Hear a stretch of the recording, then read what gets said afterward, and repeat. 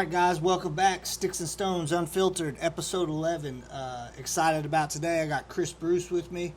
Has 7 years in the fire service. Did three seasons, basically 3 summers, wildland.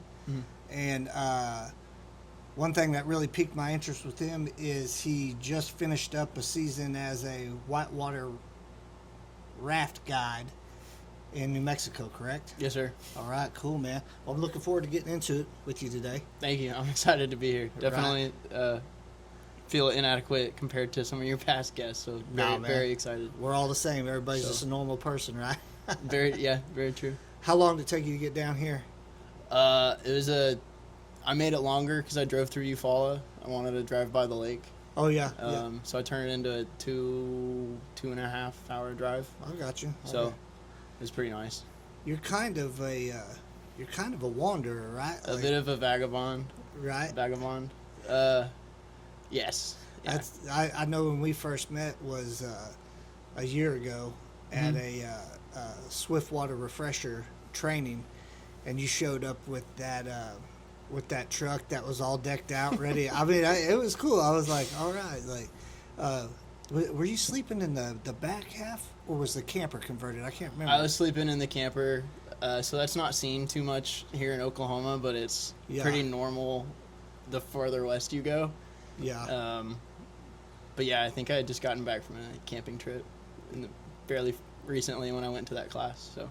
Well, that's cool, man. Yeah, I was on Facebook cruising, and I seen that you posted some of those pictures, and I was like, you gotta be kidding me. He went out there now, so that was cool.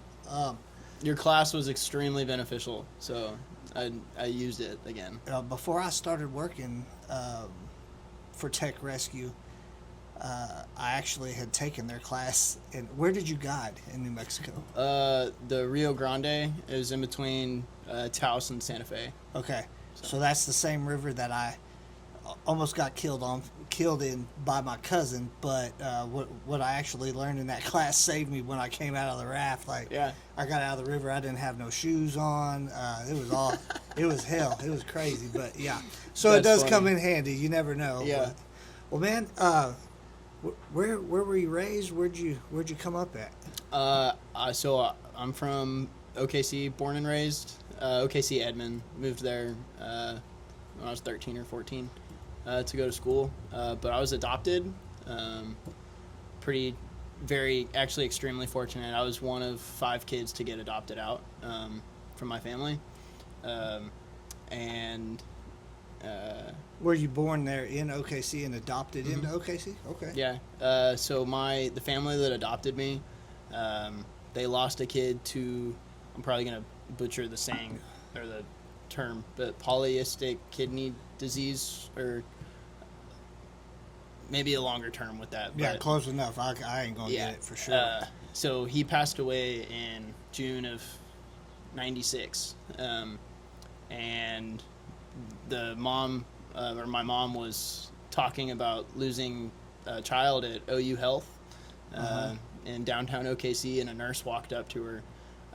This was May or June of 98, and she was like, hey, my daughter's going to give birth. Would you and your husband be interested in adopting him? And I was him. You were him. I was, yeah. And it was a private adoption, completely just like walking up and being like, hey, would you be interested? Right. Yeah, I guess they used a lawyer or whatever to get the paperwork right and everything. So that's cool. Like you got adopted just right off. Like she gave birth to you, and then you went home with your mom and dad? Yes, sir. Yeah. So I was her second child, and she was 17 or 18. Had a son the year prior to me, and I was the only one to get adopted out. My siblings bounced back and forth between grandparents, her place, and all that. So extremely fortunate. 2 parents paid for. I'd have surgeries a lot as a kid, so education as well. Yeah. If you're dyslexic out there, it's tough. Are you? So you're super dyslexic? Yeah. Really? Okay. Yeah, super. Okay.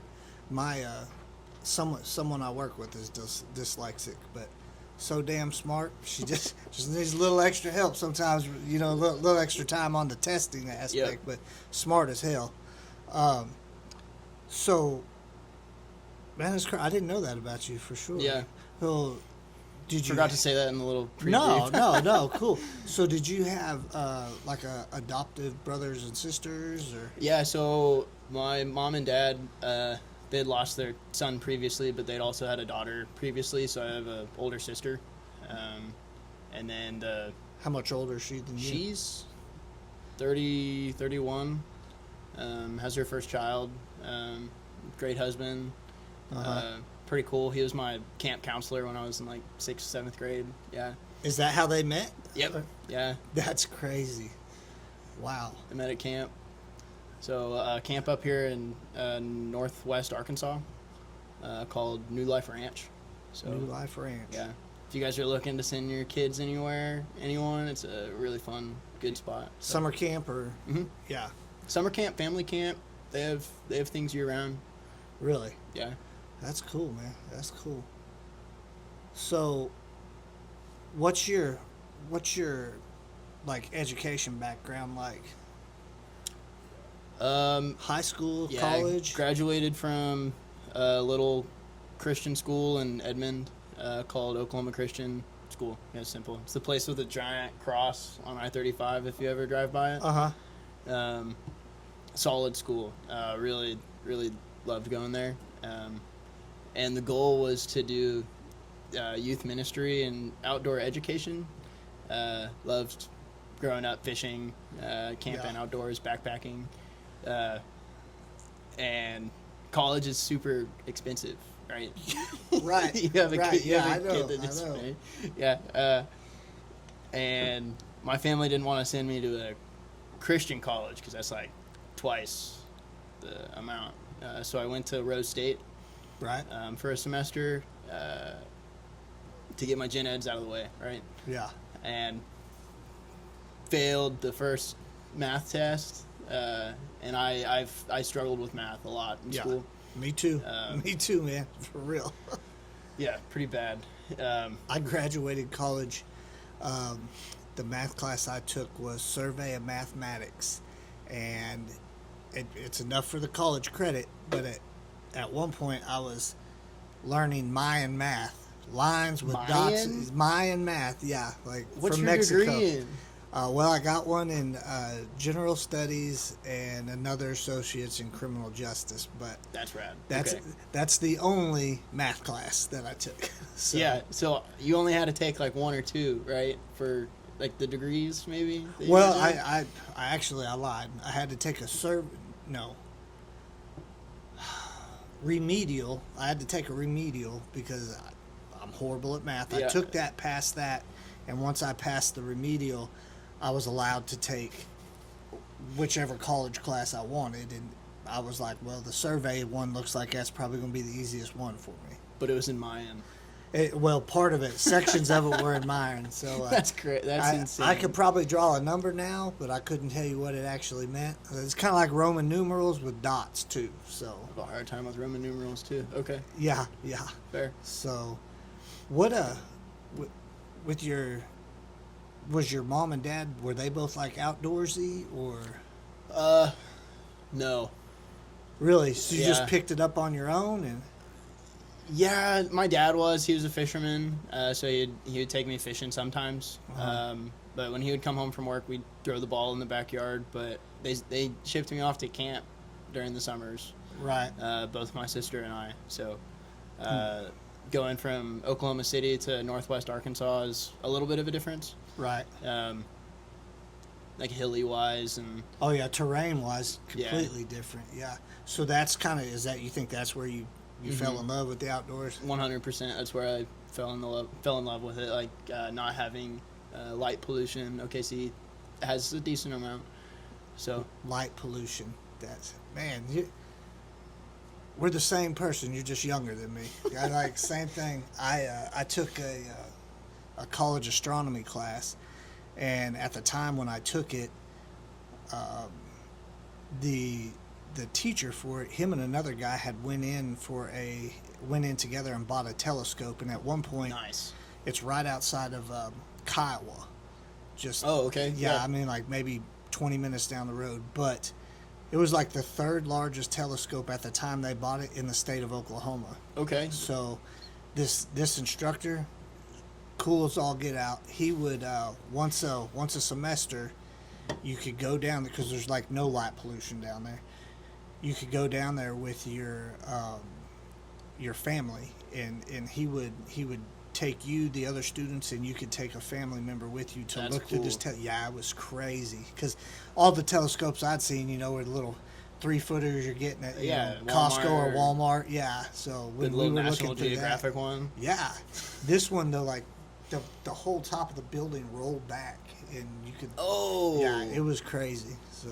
That is nice. That would be. Yeah, but you sat there for a few hours. Right. So, like every summer, you guys would go to Arkansas. Every single summer from my 3rd grade year, all the way up until graduating. It was kind of cool. After freshman year of high school, they would do like a leadership development program where you would pay to go work, essentially, go bale hay.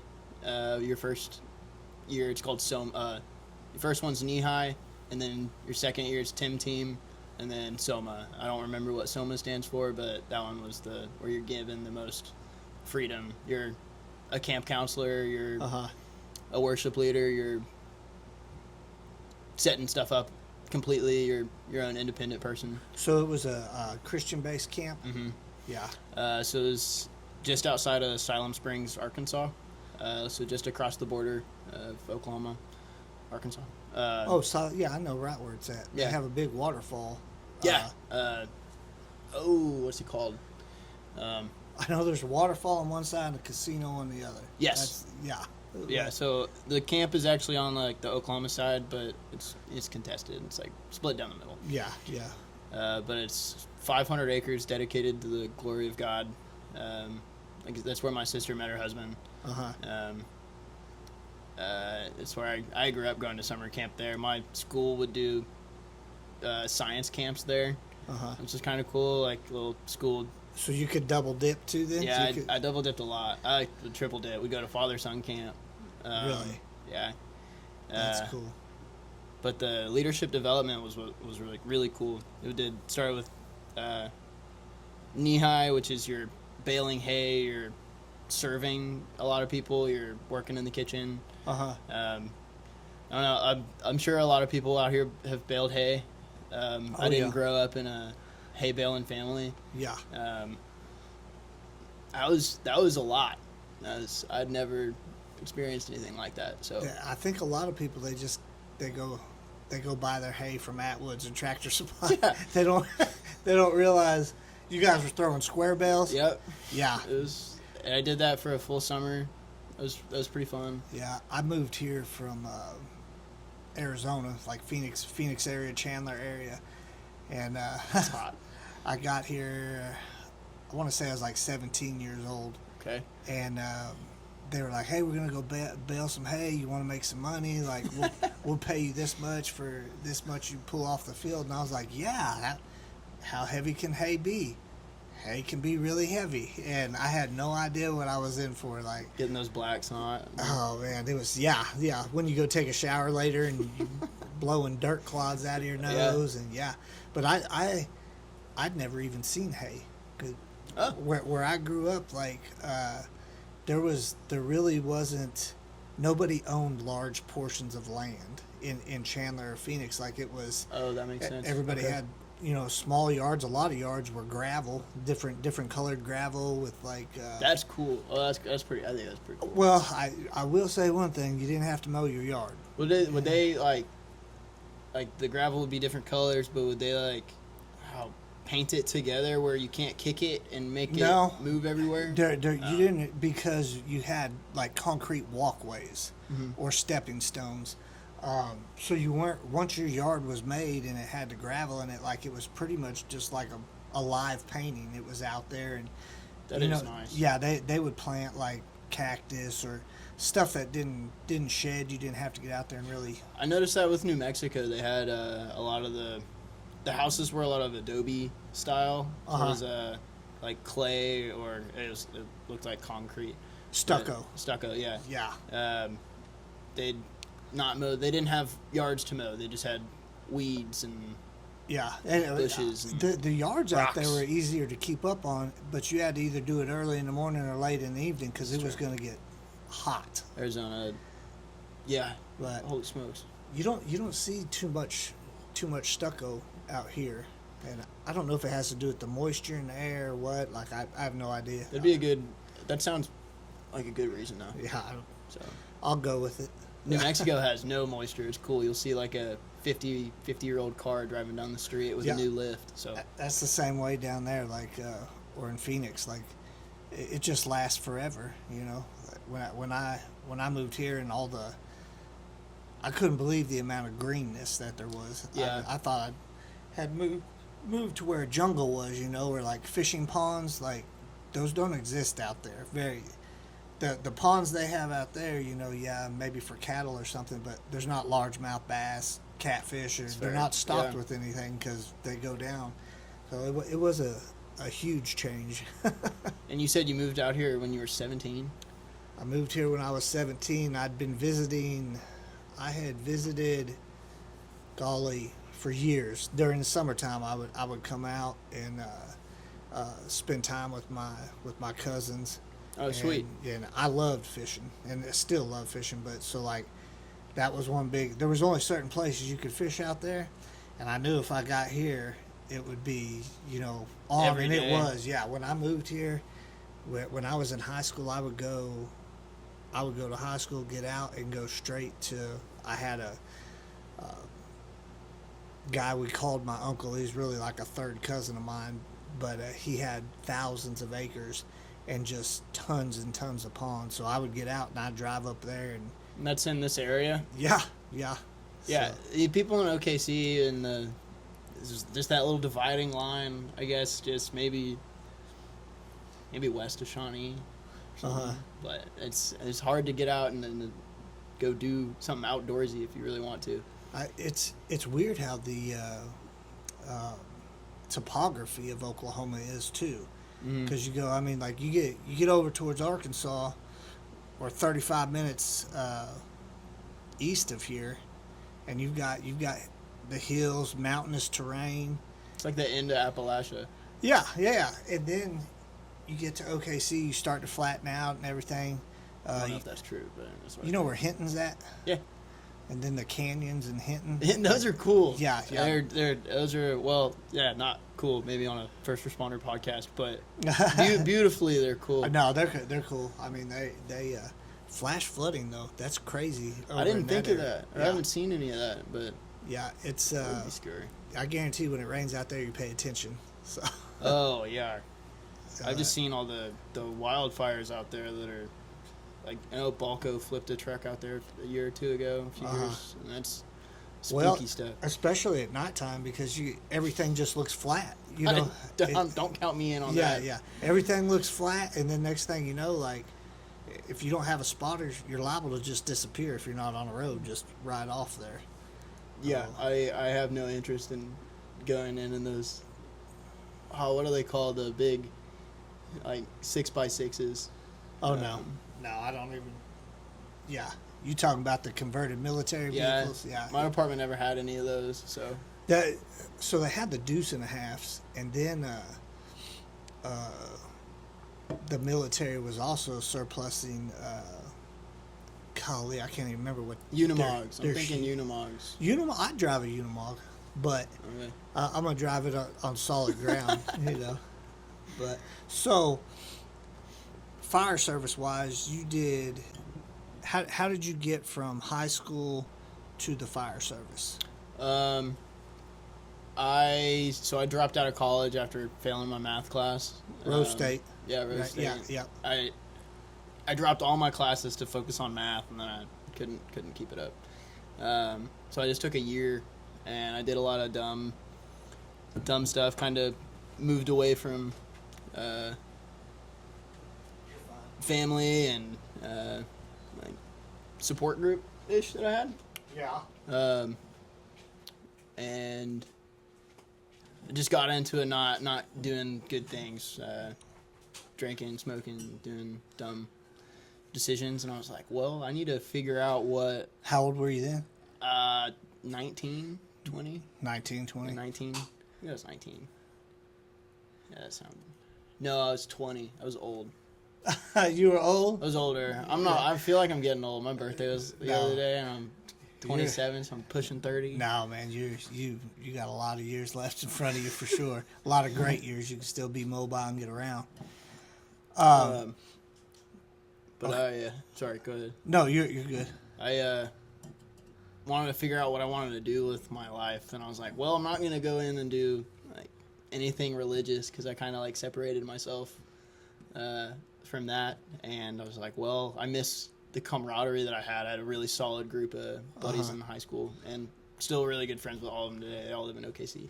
But I was like, well, there's police, military, and fire, and I was like, well, I don't want to get shot at, and I don't want to really go away for like 6 to 8 months. I was still like a homebody-ish person, kind of then. Yeah. Hadn't gone on any long excursions.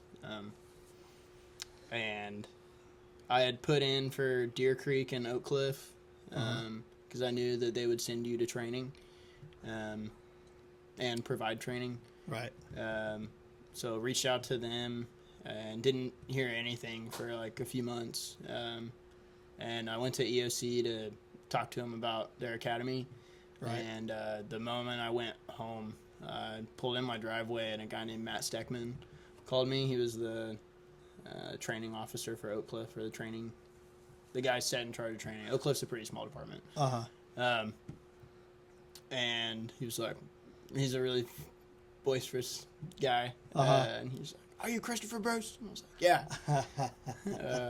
He was like, do you want to come and take a physical for Oak Cliff? And I was like, yeah. Of course I do. Yeah, of course I do. Yeah.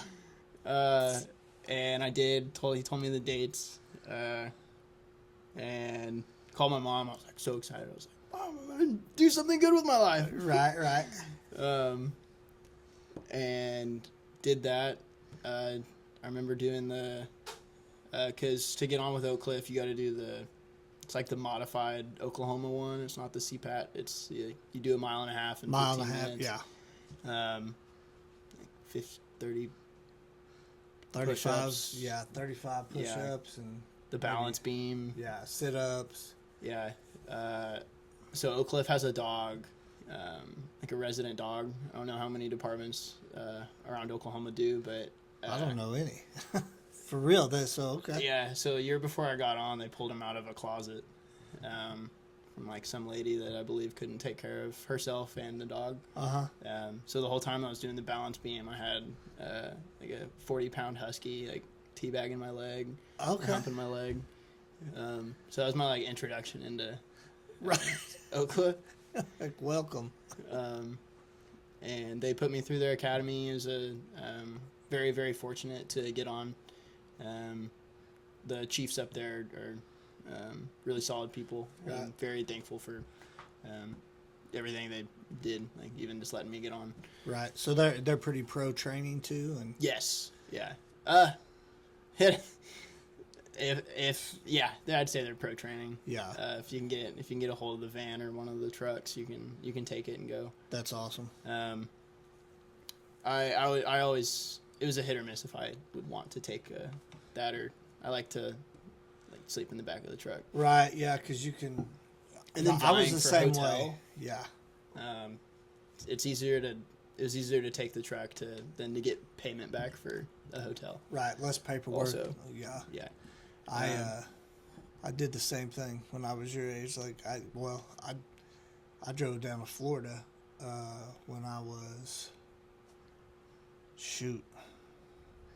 maybe 40 or 41, and I didn't have a hotel room or anything. I just drove down there and How old are you?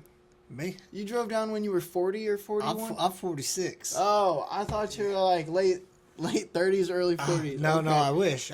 I would take that time back. But yeah. So anyways, I drove down there, and I ended up staying in my truck right there at Navarra.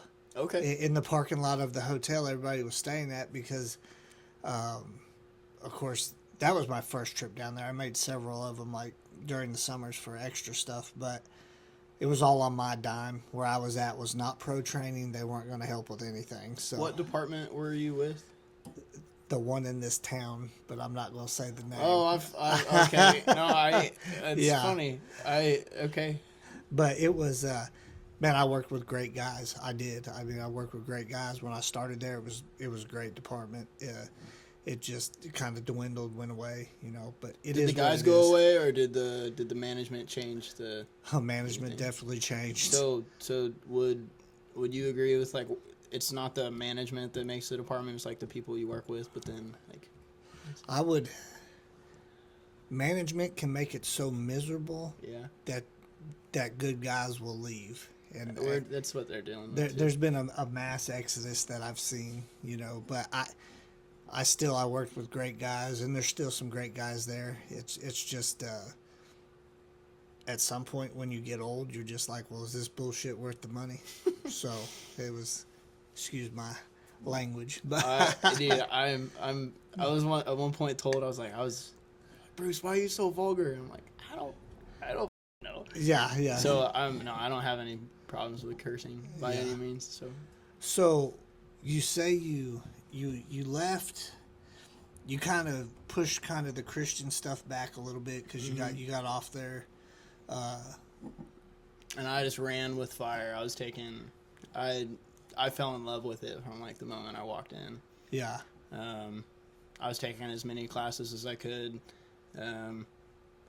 and I was up there as often as I could.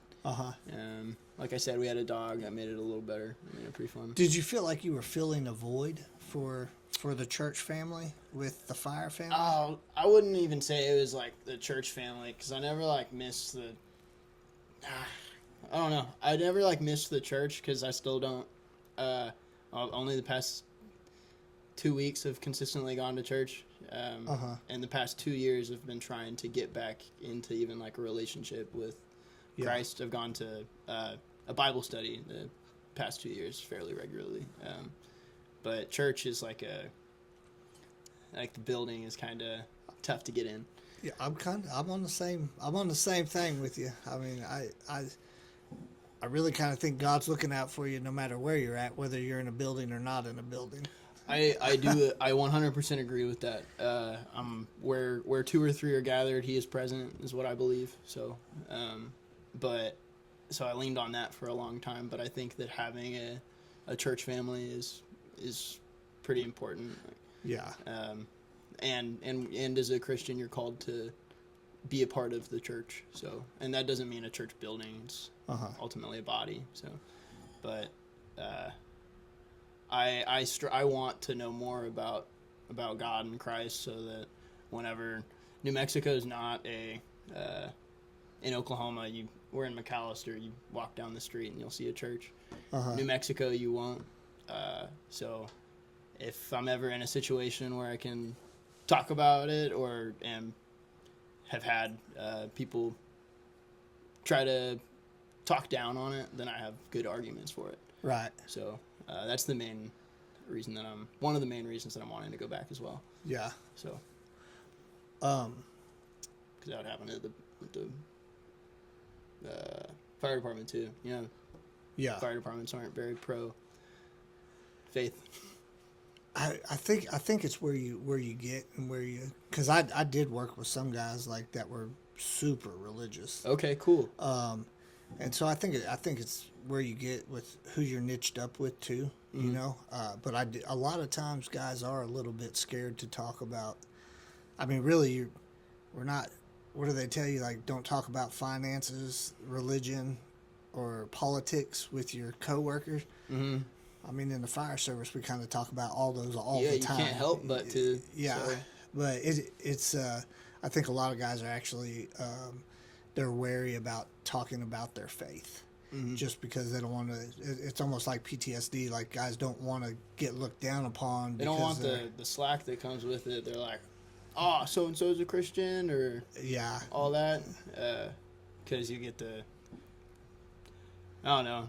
trying to, whenever you'd get, there's always that one guy that would always get like more crap than the other, get his boots hit in the rafters, or Oh yeah, I don't know. yeah, hazing. Yeah, more hazing than the other. Yeah. It's Sometimes- fortunate that I was always like right above that person. I was always like not the person getting the most amount of shit. So I was pretty Right. fortunate there.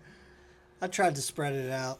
I took a lot of it, and then when it was my turn to dose it out, I spread it out amongst everybody. So I don't think I anybody tried my was best safe. not to, because I could take it, but I'm never the best at like giving it. Yeah. I'm not the best at like dishing it out.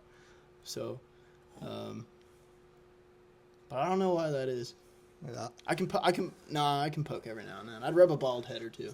Right. So So, how did you get into the wildland game? Like, what took you to that? So my department had two old Cal Fire guys. Okay. They moved out to OKC, probably for cheaper living. Way cheaper.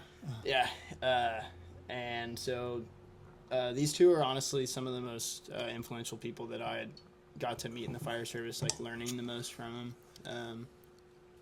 Because just the amount of fire that they had fought out in California, and the knowledge that they brought to our department. And I was like, I'm very interested in like going out to learn some of this, because Oklahoma doesn't fight it the same way. Yeah. So I did that. That's how I like first heard about it. But when I first decided that I was like, I'm gonna go out and do it, it was when Oregon was burning down in 2020. And we had it pulled up on our office computer. So I remember like walking in at like 1 or 2 in the morning, and the computer, like the top screen, like you could see the mountain was on fire. It was like dark there. It was nighttime, but like you could see the city and the in front of the fire, and then the fire in the background. And I was like, holy smokes, Yeah. that is the most insane thing I've ever seen. Yeah. The size of wildfires there's nothing in structure that compares to the size of wildfires, because it eats everything. It eats the structures, the whole environment. There was you can just put a little moisture bubble up around a community. That's like the best you could do. And Yeah. Besides that, just make sure you don't have a bush in front of your house. So how'd you get there? Like, you're watching it on TV, or on the computer. So that was like a year later. I applied late in the season. I didn't want to work for a government agency. The onboarding process to get on there is ridiculously hard and long. On the federal side, yeah. Yeah. The benefits are a lot better. Like if you get injured on a fire, and Yeah. 401k. But I was like, how quick can I get from here to there? And so I found a contractor, and contract crews are privately owned entities that essentially buy their own fire truck, or fire engine or tender. And so fortunately I found the biggest private contractor in the state of Oregon. They ran, I think they had 40 to 50 engines. Really? They had like 15 to 20 tenders. And the engines are type 6 to type 3. So they had they had the F550s with the flatbeds on the back, and then they had the like international size 4 doors. Yeah. 4-door ones. And then they had quite a few type 2 hand crews. Yeah. And so I was pretty fortunate to get on one of those at first.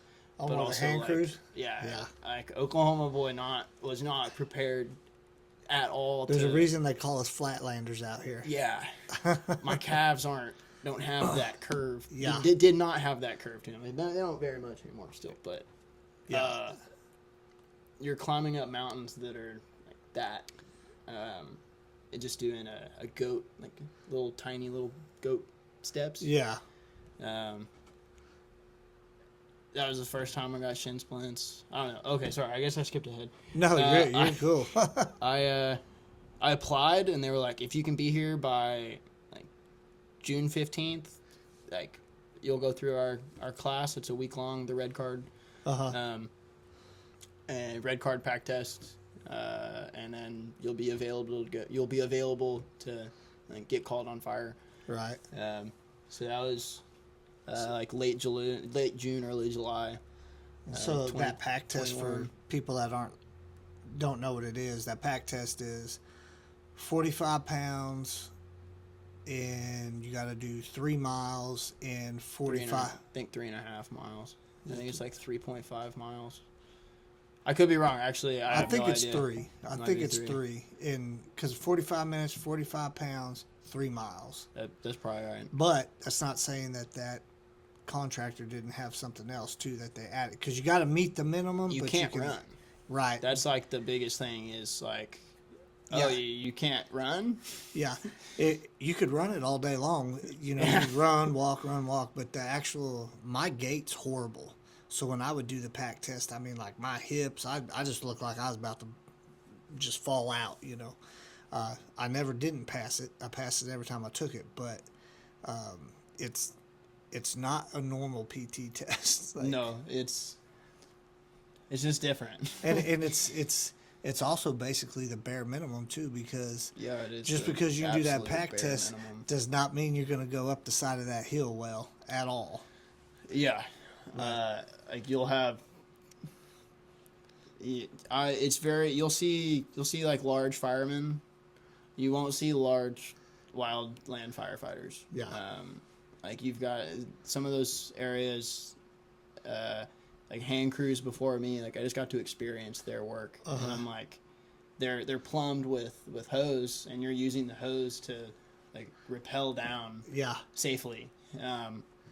And there's a highway essentially in the middle of the forest that another hand crew had already cleared out, and it's steep. Yeah. I mean, there's no hefty firemen and well, because the other thing is too, like a lot of departments when you get on, for a lot of them, there's not a continual mandated physical fitness, which there should be, but there isn't. But in the wildland game, you have to take that pack test every single year. Every single year to legally like go operate on a fire. Yeah. So fast. Take us through. You got your pack test. They said be here by this date. You get there. You take the pack test. Now what? After I got like checked off to like get on fire, I was sleeping in the back of my truck still. I'm in Bend, Oregon at this point.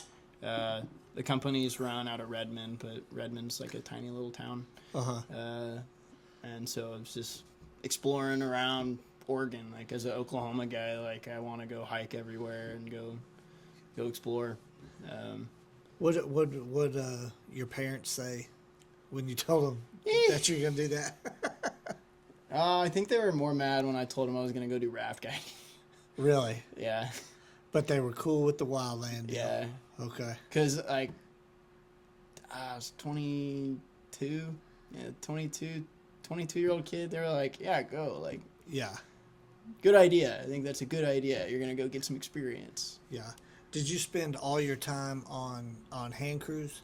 I spent the first 2.5 months on a hand crew, and then spent the last month and a half on a type. There's a Type 6, pickup truck. A Type 6? Yeah. 3 people or 2 people? 3. 4. No, wait. Dude, I haven't thought about this in so long. It was, because the first one was star 3. Hopefully 3. Yeah, probably. Maybe. On the hand crew, the trucks had 5. So. You guys are just driving like... just regular pickup trucks. Yeah. I actually worked with... down in Texas, we went down there, and that contracting company showed up down there at the same fire we were at, and so we got to see them work. I mean, like contractors take a lot of flack, but I mean, like the guys that I saw that I actually worked with, I mean, they were hitting it. They were doing pretty darn good. We also were down there with, is it the Diablos, the guy that crossed the river from Mexico to help in Big Bend. That's cool. They were there I think it's the Diablos is what they're called, but we went to sleep. When we woke up, they were all camped out with us. They were on night shift, and they'd come back during the day. So That's pretty rad. Okay. yeah, but Oh, they're yeah. international, so like The they Hispanic come across. hand crews. Yeah, I've seen them. Yeah, and They were. shit, and Dude. and the age don't mean nothing to them. I mean, there was guys over there that were. You're gray in their hair. Hey, calm down. Sorry, now. sorry, Calm wait. down. No, they, But yeah. you know, for if they're sure. getting gray in their hair, they're Yeah, they're They're putting old. in work for sure. Okay, so you mentioned the rafting. Uh, How does that come to be?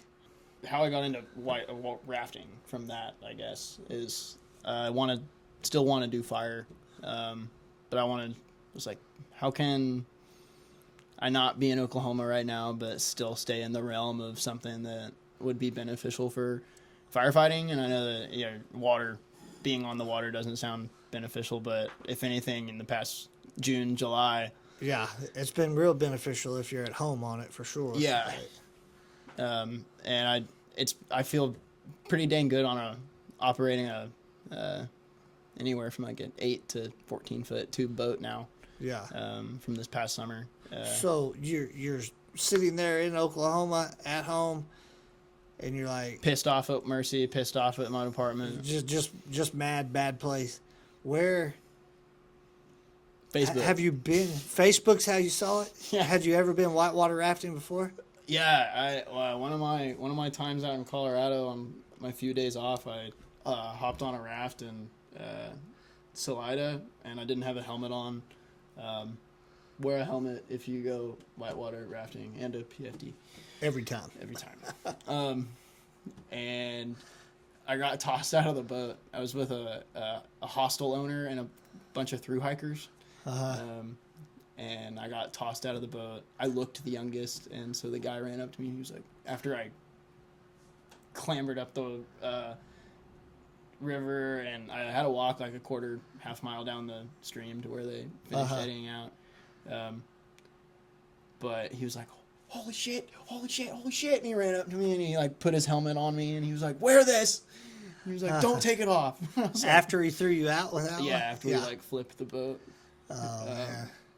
And then I was like, in the back of my mind, I was like, that was fun. I could maybe get into that. Yeah.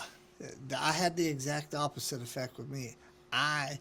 When I came out of the boat, I was like, this is probably the last time I'll ever be whitewater rafting. So you're at home, you see Facebook. Where's it go from there? I reach out. I send him an email. No, actually, I guess I like worked on my resume at a coffee shop or something, and then next morning I called. I was gone May 3rd. Really? Yeah. Okay. I did not leave Mercy on a good foot. Oops. Yeah. Well, so I'm hired back, fortunately. So, Right. But I did not leave on a good foot. I was like, hey, I'm leaving in a week. But so I told him, I was like, I'm got a week left. I'm gone. I promised work here in New Mexico, so I'm not promised work here.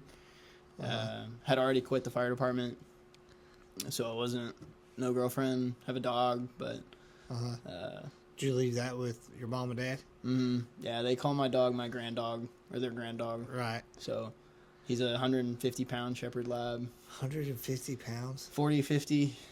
Yeesh. We waxes and wanes if I walk him well or not. So, but he's a big dog. Yeah. But if I go back out west again, I'm taking Him with, yeah. One of my bosses on the last wildland crew I was on, he had a husky, and that dog's been all over the United States with him. I mean, like, Yeah, goes on the calls with him. yeah, everywhere. But it would be funny because like some days he'd come to work, and he had to put an air tag on that dog because he ended up having to add 4 foot to the fences at his house. Because that dog would be out, and he would get an air tag, or there'd be a Facebook post of his dog like 6 miles away, like just chilling, and it would come back before he got off work most of the time. That's a good husky then. Yeah, That's a yeah. good husky if he came back. Yeah, well, he was a half-breed husky, so, but... That's a good husky if Yeah. he came back. Okay, so you drive to New Mexico. Yeah. And they put us through a guide school it's a small company. We're nestled in between, like right up on the Rio Grande, but in between Taos and Santa Fe. So the closest Walmart's 40 minutes away. Closest gas station's like 25. But there's a rafting company to our south, and then just kind of run down houses and a few there's a masonry place just above us, and that's it. Like there's not a lot of people, and I get put through a guide school where they teach me how to paddle and operate a boat, pull people back in the boat, flip the boat back if we flip it. And so this is all just, you're the only person on the boat that's actually employed, correct? When I have like customers in the boat with me, yes, like I'm the only one that knows what's that knows what. I'm looking at the water ahead, trying to learn how to read the water. Like I still have no idea how to read water. I bet you do. You just don't. Oh wait, I can like. I mean, because you can look at that water and you can be like, "There's definitely something." It might not be sticking out, but you can see the way the water's going. Yeah, like I could pick if there's 3 ways. I could be like, all right, I'm not gonna go that way. I'll take my chances on those 2. I'd say that I could do that. So basically, you're responsible for the safety of everybody on your raft. Yeah, and you'll hear like the term like a high frequency. High frequency, low occurrence. Yeah. So it was like that's how I thought about it a lot. Like I'm like, okay, high risk, low frequency. High risk, low frequency. And I said that a lot on my boat because they were like, some people would be like really scared, and then a lot of people were like, "Let's freaking go!" And they'd done it before, but a handful of people were like really timid and worried. I would bait for Google reviews, and I got one that was like, Chris gave us the perfect amount of psych on the river, amping them up. Yeah. So, were you surprised at how cold that water was? Yeah, at first I was. I was shocked at how cold that water was. What time of year did you go? Oh God, we went in May. Yep. And I think we were in Taos. Is Walmart in Taos? Yeah, there's a Walmart in Taos. Okay, we were in that. We were not in a good Walmart, but well, I mean, at that point, we drove all night to get there. Oh no, yeah, and we're sleeping in the. We went to sleep at night in the parking lot. When we woke up, you could see the mountain, and it still had snow on it. Yep. And I was yep. That's. I said, we're in trouble, boys. So, but yeah. So how does that work? Very like cool. the rafting, like how does your day begin? You like wake up at 4, or like how do you get your rafts? Oh, it's so chill. It was described to me like Neverland. Yeah. Really? Yeah, like we're working in Neverland. I would wake up if I wanted to. That sounds really bummy. I would either wake up at like 8:30, or I'd be up at like 5:30, 6 o'clock, and going to go do something. But I slept on a tent platform, and in the back of my truck. So on my tent platform, I had like canvases on all 4 sides, so it blocked the sun. And I had an Anchor battery. Have you heard of Anchor before? Anchor, yeah, it sounds familiar, but it's like a giant battery. That has like USB ports and like tons, a Jackery or ports. whatever. It's like a Jackery. Yeah. Okay, yeah. And so I had one of those, and I had a cot and dresser and a computer that I'd watch movies on at night. But so I could sleep in with my fan. I had blowing cold air on me. I'm sleeping in at night when it was cold. I had my buddy heater, and so I'd stay up pretty darn late looking at the stars, because like midnight it'd be pretty at midnight, but then at like 1 o'clock it'd be like, whoa. Really? Like every single hour more would come out. And so I'd stay up pretty late a lot of nights, just because I'd really never seen the Milky Way kind of before like that, and it's just really neat. So I couldn't get enough of it. So I was Right. waking up a lot of mornings like pretty groggy. That was at least at the beginning. But there were only 3 guides, so 3 boats isn't a lot to blow up. But one of the guys would start blowing at like 7:30, and we don't rig time isn't until 8:30, so a whole hour early. So you guys deflate every really? Okay. And it was really chill with just 3 guys. Like I would go right after Rio, blow up my boat, and I'd throw a cross strap on it, and then another 2 cam straps on either thwart, so I could strap on water bottles. I took a med kit with me with triangle bandages. I'd get little tummy pills in case someone got a little upset tummy. Always had like a bag with snacks and connected all those with D-rings. And so I'd be done by like 8:45, 9, and we don't leave the boathouse until 9:30 to go pick our people up. And they would meet us at the takeout. They would park where they are going to finish at the end of the day. And then we would drive them up 5 miles. I think I told you at the beginning, I think that I would always prefer to drive the vans. My little control freak maybe. But New Mexican drivers can't drive. And I learned to drive with due regard. I was fortunate enough to go to like a train the trainer for EVOC. It was, we'd pick them up. I'd say, hey, we got a 4 to 5 hour drive. Just kidding. We got a 4 to 5 minute drive. Right. Tell jokes along the way. Like, how technical was the river? super technical. When I got there, it was like 800 CFS, and that's like 800 cubic feet per second. The river high water would be anything above 1,000. Okay. So I'm a low water baby. I learned a boat on low water.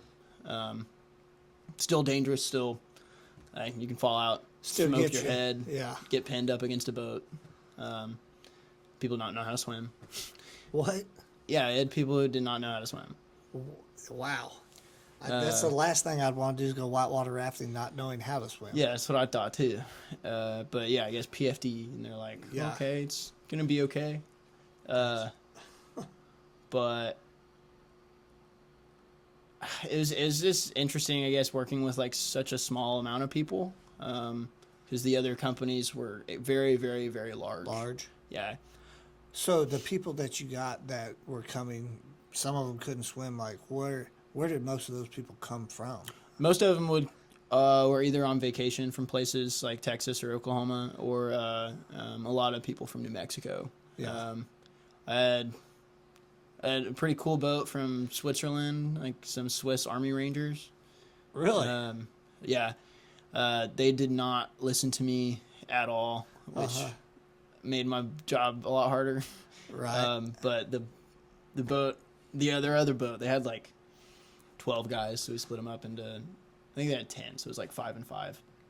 But the other boat had their boss with them, and they were like flawless. They were like greasing every rapid, and after I'm like bumping into to literally everything, and they're jumping out of the boat like into rapids. Oh no. And I'm like, you guys are obviously way more trained than I, like, and you guys are just here to have fun. So Yeah. Did you ever flip a boat? not commercially, but we flipped my company we'd run a float section on the Rio Grande, which is like a 2.5 hour float, and then a 2.5 hour race course section. It's called the race course. But above both of those is the box, which if you drive through Taos, you'll see this giant bridge that goes over the canyon, and the box, that's the box canyon, flipped in there, and so the company has to run a boat on that body of water at least once a season to keep their license for it. and we'd been looking for the first month that I was there. We were like, okay, like water level's still too low to run it, still too low.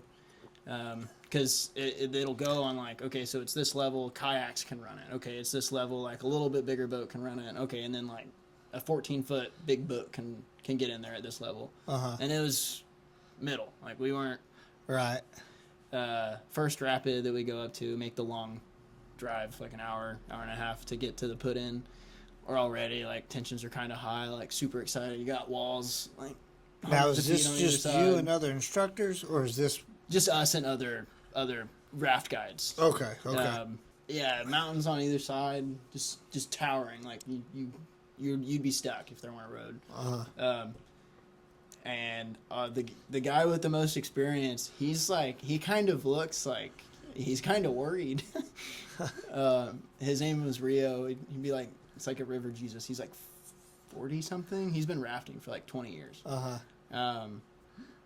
And he was visibly kind of shaken. He was like, I'm like kind of nervous. And like you got to give the river like respect. It killed the last time it took someone out was 2022. Has it been that long? Yeah. Really? Hasn't killed anybody in our section at least. So okay. Rafting wise. Yeah, I definitely gained that place up there is where I learned all my respect for the water. Like I thought I was a great swimmer, everything, but up there is where I learned you're gonna do what the river tells you you're gonna do. Right. Yeah. Water, if you're not scared of water, then yeah, you should not like be around it. You haven't encountered it at its worst. And I mean, like you were saying earlier, just like this last month, I mean, the look, the water does not play.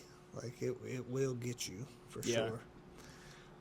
So you guys are floating down. Rio's got a look of concern on his face. Rio on the Rio Grande looked visibly concerned, and if like I learned to look to my my elders, and to if they look concerned, I'm either gonna be this is gonna be really fun, or I should be concerned too. Right. And with the amount of people, it was 6 or 7 people on the boat, and he wasn't sharing any of his concerns. It was just his face. So I just chose to have as much fun as I could. Right. But the first rapid that we really went into is called After Blue, maybe. But we coffined the boat. So going down, the guide is in the back, and then everyone's on either side. Coffin as you go up, and then down. And so everybody's under the boat now. Everyone's under, or like jumping out of, because if you're semi in the back on top, you can maybe make it. But I got sucked down. Whenever we went up, I was on the front. Sorry, I'm hitting your mic. I was on the front right here, and I just got like, and went out and under. Shot you out. But yeah, helmets are important. I was always very pro helmet. We had other companies on our river that did not make people wear helmets. I was like, you're gonna wear a helmet if you're on my boat. We're wearing a helmet. Well, you damn sure can't swim if you're unconscious. Yeah. Like, I've got several different helmets. 2 of them over there, but I just saw one. I was like, that was nice.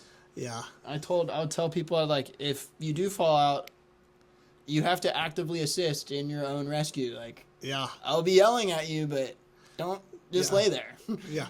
I'm going to go around the corner, and you're probably going to be, Yeah. Because never experienced it, but did hear about people fall in, and then there's like, no, you better get out of the water and get back in the boat. One of the two. Like, I did shoot. They just had that one up there by Tulsa. That person drowned up there. That was really sad. They were going through I think it was 2 people. Yeah.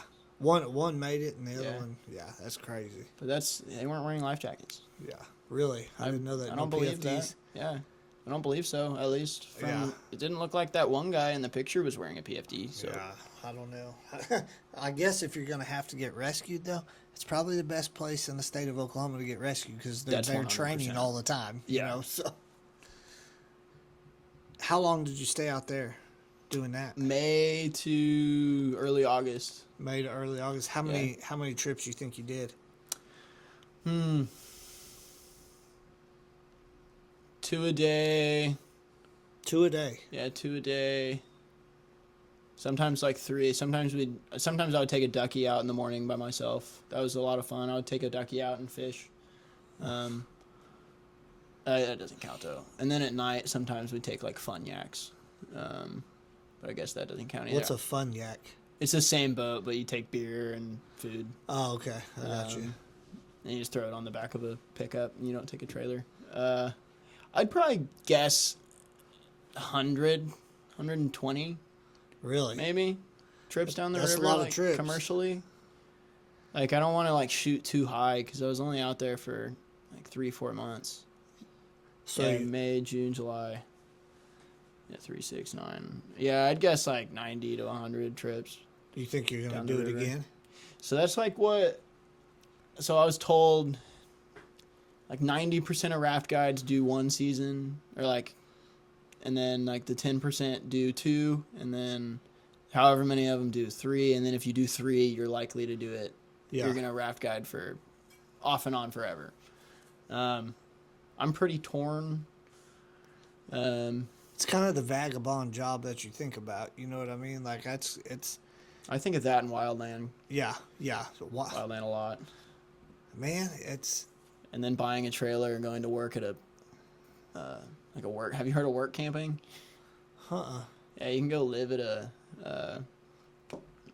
trailer park, like a campground. yeah. I know exactly what you're talking about. You're, Yeah. you're not paying nothing. You're Yeah. just getting paid. You just gotta make sure the campground's clean and Yep. everything. Yeah. Yep. One of the guys I worked with, he actually works at the village fire department now. Yeah. But he was a whitewater guide in Costa Rica. Yeah. And I'm scared of crocodiles, man. yeah, well, no, I ain't going down there either. But he ended up having to come back because of he injured his hand, some kind of rope accident, but Ow. it got infected and everything. So he came back to the States, and I don't think he ever went back. So, but now I know he hasn't been back for years now because he's either a lieutenant or captain there now. Okay. So it's crazy. So you came back. Mom and Dad happy to see you back now? Yeah. Yes. Yeah, they're happy to have me back. But it's been fun. The Bible study that I go to, it's been put on by my dad for the past like 40 years. So Really? yeah, it's a long one.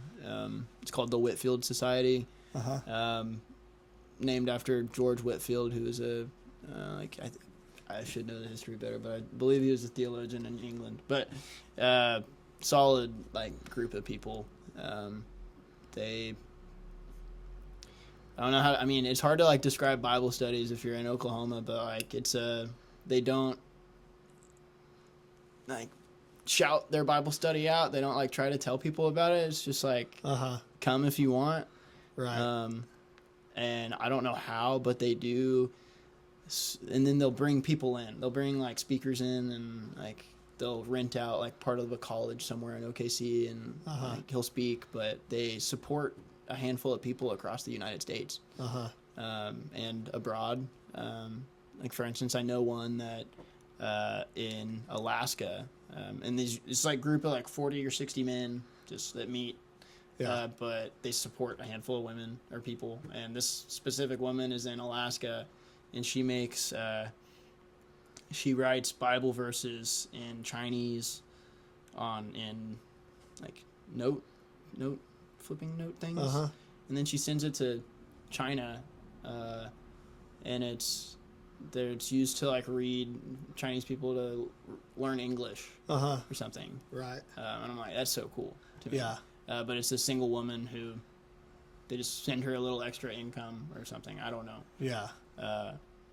And How big is your Bible study, you think? it's like, so they do a Zoom. It's on. That's how I would watch this past summer. And I'd watch it on Zoom. Oh, so you were doing it while you were out there? Yeah. Okay. They either the morning of, and then also like they'd send out like a full one. Yeah. Like later in the day. But I'd guess I've never seen below like 30 people there. Like on a Friday morning at 6 a.m. That's real good for Friday at 6 a.m. Yeah. Like it's very impressive, and it's like a come as you are type thing. Like it's a it's very I'm very blessed to like have grown up the way that I did, and like with the people that I have in my life. Even just blessed to have gotten on the fire department because I was an idiot. We all were when I was 27. That was the age I actually hired on. Okay. I was real slow to mature. I'm gonna tell you that right now. But I was a lunatic.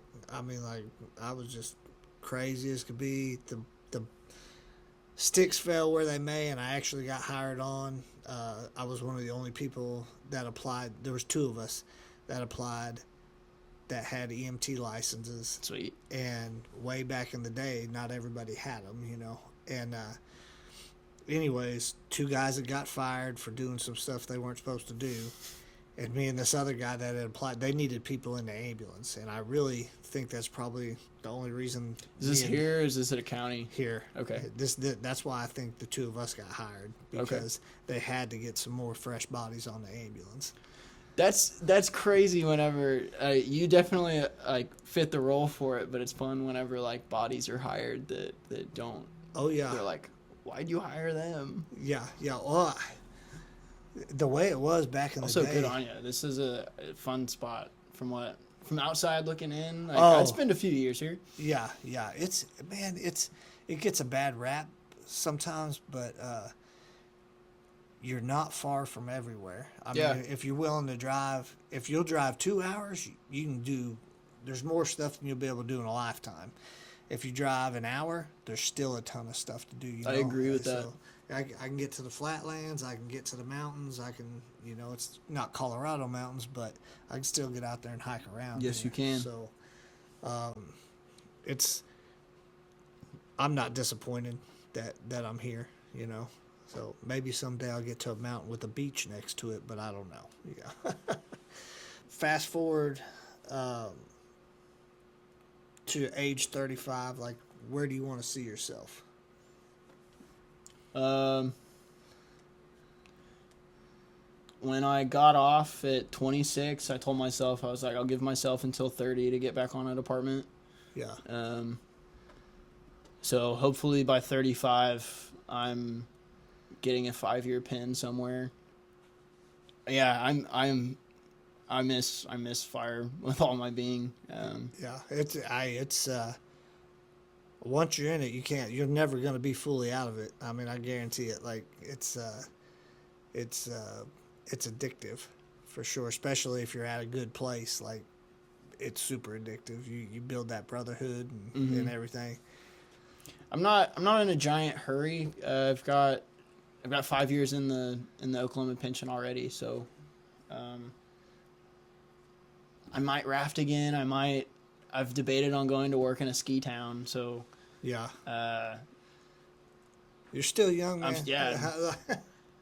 I got a lot of the adrenaline fire thing when I was young, so I know that I'm hooked, but it's just taking my time, I guess, and figuring it out. You're still young. You're 27. You're still a youngster, but you've lived a lot of life that a lot of people haven't. Like, you're brave enough to go off by yourself, and the seasonal firefighting, I think, honestly, like, I wish I would have done that when I was in my 20s. I wish I would have went out and experienced all that. I waited until I was pretty old to try that. and And you went to Texas. well, we were only on Texas for one detail. So, Okay. a couple details, but what we do in Oklahoma, though, is mostly like we're not digging hand line. Like No. we put that blade on the ground with the dozer and push line. And the easiest way out here, really, though, Just where to dump we're it. at is with a blower. I Oh, you yeah, just yeah. blow that line. Like, you know what it is? It's I worked for a tribal agency That'd be cool. for BIA. a while. Yeah, well, it was I worked for a tribe, but we were under the umbrella of BIA. That's so cool. like all of our red cards and everything came from the BIA, but they would bring in people. Actually, BIA would bring in people from out west. Yep. When yeah. when their fire season wasn't going, they'd bring them in here, but you'd pop a fire and they'd be out there and they'd want to be digging line. We're like, hold on a second, like we got the blowers, like we'll blow this down. And this is someone's property, probably. Yeah, Like, yeah. Chill on the killing everything. But it was Geronimo Hot Shots. I don't know. Have you ever seen any heard of their of- stuff?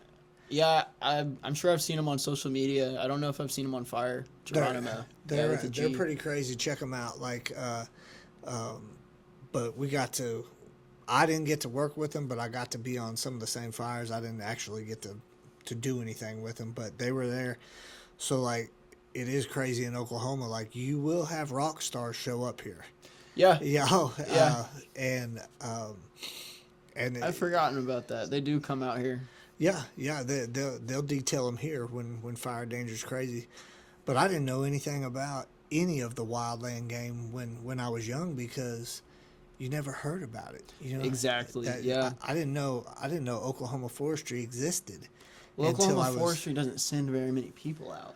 That's what sucks. That's what stinks. Well, they can. Oklahoma forestry, man. Like, there's some real There are. good dudes there. I see them quite a bit, but the way their system works is they get a base salary for 40 hours. Your regular 40, and when they go out, it's basically all volunteer. So when they go out, they're burning comp time when they go out. Yeah. So They're farmers. they don't pay them much. I was on a one of the fires in California, and it was so cool. I was fortunate enough to be our crew was paired with an Oklahoma engine. So it was I can say his name's Bear. He lives on somewhere like northeast Oklahoma. And I follow him on TikTok, but that's what he does. Like, he's a farmer, and then I guess he works for like Oklahoma Forestry, and he just picked up the call. Yeah. He's this giant, like 6'4" guy with a big yeah. old beer belly, and he's Dude, there's some cool guys over there. Yeah. And it's all blade work, dozer work, and they'll bring a Type 6, but that Type 6 just got one person, the crew boss. And then your BIA boys, like, they're all different levels there. They got hand crews, Type 6s, everything. But okay, so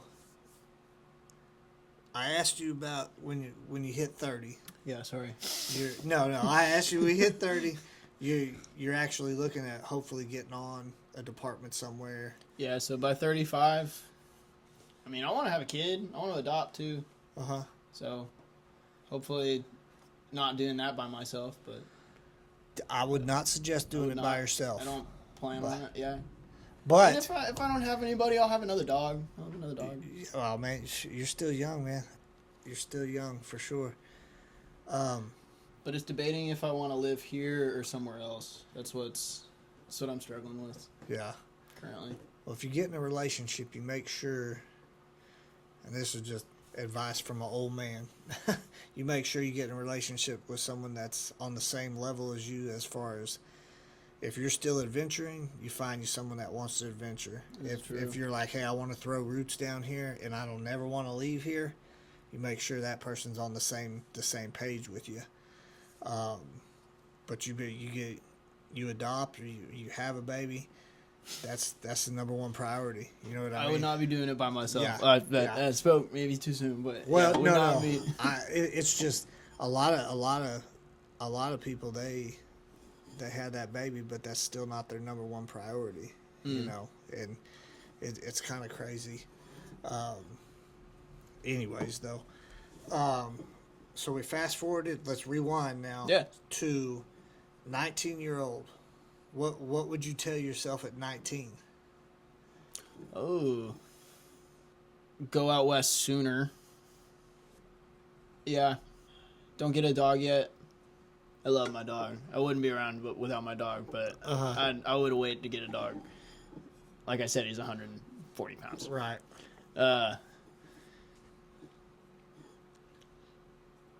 Run more. Run more. Yeah, run more. Do you run now? Yeah. What, you running distance, or what do you? Yeah, distance. What do you? 5Ks, 10Ks, marathons. I only like just normally 5Ks. Yeah. I can regularly at least do a 5K. Have you watched King of Moab? No. Really? Okay. Cam Haines. You listen to his podcast? Who's gonna carry the boats? That guy. Yeah. David Goggins. David Goggins. Oh, right I'm thinking. there. Oh, Cam Haines is the bow guy. Yeah, He's the bow guy. Cam Haines and Goggins are always into it. Yeah. Like, pestering the hell out of each other. boat? But Cam Haines is meat eater. Yeah, I know. yeah. Or no, that's not. That's not Cam Haines? That's Steve Steve Rinella. Rinella. You're right. They're all intertwined Yeah. with each other. I know who you're talking about. I gotcha. But go on when you're headed home tonight. Look up on Cam Haines' podcast, King of Moab. Okay. Moab. I don't know why I cannot That's pronounce funny. that. Moab works. Yeah, but That sounds good to me. this guy was he's a badass ultra runner. I mean, but he had a drug addiction, and he beat that, and Nice. has become a runner. And I mean, he's just bad to the bone. But listen to that on Cam Haines, and then you get a chance when you got an hour to kill or 45 minutes to kill in front of YouTube. Just type in King of Moab. Okay. And it's awesome to watch. It was good. I was happy I watched it. I run, but I run real slow and not very far. So, Hey, it's well, man. Anything else you want to cover? yeah. If I don't know who watches for whenever or for whatever reason, but if EMS, law enforcement, fire, if you like have a call that was just absolutely super shitty, crappy, like all that, definitely talk to somebody about it is all that I'd say. So Yeah. and if you're curious on if God can help with any of that, he can. You just gotta ask. Just that. So you just gotta ask. Yeah, knock on the door and it'll be open. So, took me a long time to like try to go back to that, but felt like I know for a fact it helped with. I mean, they don't call Jesus the Prince of Peace for nothing. So, but also it's like you just gotta like dip your foot in, because it doesn't just happen to. Yeah. Well, maybe to Sean Ryan, if you guys watch the Sean Ryan show, that was pretty cool. Yeah. Sean Ryan is pretty cool. He had some crazy radical experience, but I don't know. I'd rather be surrounded by light than dark. So that's like the bottom line. Yeah. For me at least. I don't. And you said like it's like it depends what department you're at, where you're surrounded by, but I'd rather be a light somewhere in a department. Yeah. That doesn't mean like talking about Jesus, but that does mean trying your best to live like him. So Yeah. I like it, man. I like it. Well, brother, I appreciate you. You drove quite a ways to get here. I appreciate you coming down. We'll probably continue the conversation after we're done too. Yeah, So- thanks for having me. I feel super fortunate to just even be offered a spot here. So Nah, man, you're welcome back anytime too. Sticks and Stones, unfiltered mug. Red Hot Lasers. They actually supplied these for us. Episode 11, custom right there. But anyways, guys, please like and subscribe. Anybody you guys want to see on here, shoot me a comment, let me know. And you guys have a good evening.